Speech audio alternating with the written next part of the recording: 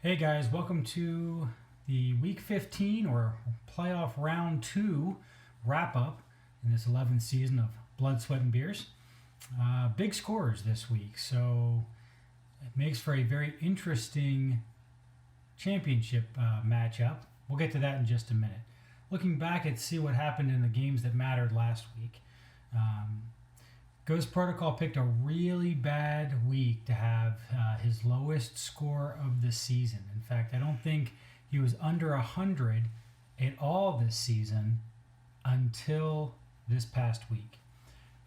Although it really wouldn't have mattered no matter what combination of players he put into his starting lineup.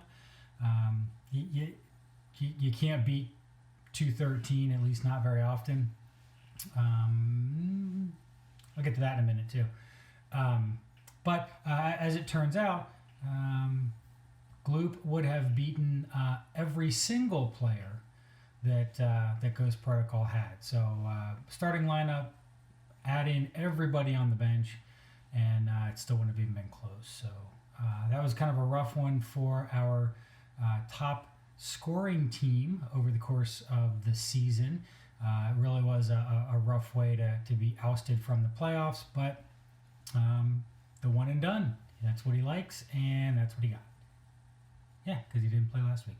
So that was kind of interesting. And then obviously the big score, everybody went crazy on Gloop's team. Touch on that as we look at the preview for next week. So the other team, or the other game that mattered this past weekend, our number one seed, Oh Bother, had 190 points himself, so it wasn't like he snuck in. His opponent did a little bit better, but had read option combined every single one of his players, his starting lineup and his bench, he still would have only won by 0.3 of a point. So very interesting, very strong showings from our number one seed and our number 3 seed, who will be squaring off in the playoffs. So let's look ahead at that game, the game next week, to determine who will be our 11th champion, our 11th season champion. We will be crowning a new champion this year, as Nathan and Harrison have neither of them have won prior. So looking ahead to this week, I personally wouldn't be overly concerned about 213 points last week from Gloop. Quite frankly, he just happened to hit everybody at the same time. If you go down through and you look at the scores that they had, Ezekiel Elliott had his best game of the season. Chris Carson had his best game of the season. Terry McLaurin had a half a point from his best game of the season. So really what we saw was a lot of guys just kind of came together all at the same time to have great games, and that's how you get to over 200 points.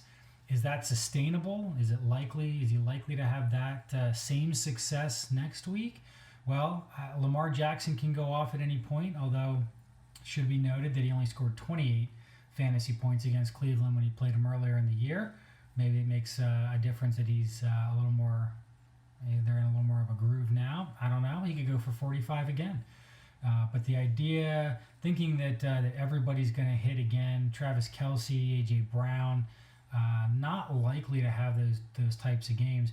And don't even worry about what he had on the bench. It looked impressive, but quite frankly, Miles Sanders had his game of the season. Tony Pollard, he's not scoring 24 points again unless Elliott goes out, and in which case Gloop would be screwed, because I'm sure he's going to start Elliott over Pollard in this game this week. So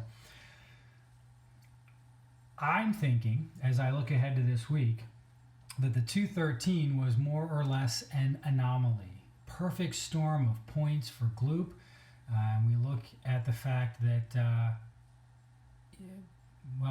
our number one seed is our number one seed because he was much more consistent over the past couple of weeks. And only this past week was it a significant difference between the two of them. So number one versus number 3, my call, my prediction, our number 1 seed takes it. He's been the most consistent right there. Number 2 scoring team. He had 190 points last week, so he's not limping into the playoffs either.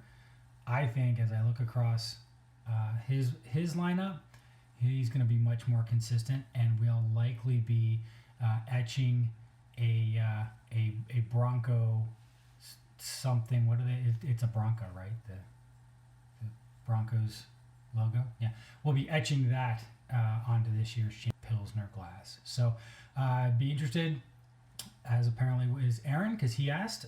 Interested to hear what you guys think. Am I full of it, or does that make sense? What do you guys think? Who do you think will walk away with the Pilsner this season? Let us know. Enjoy the championship game.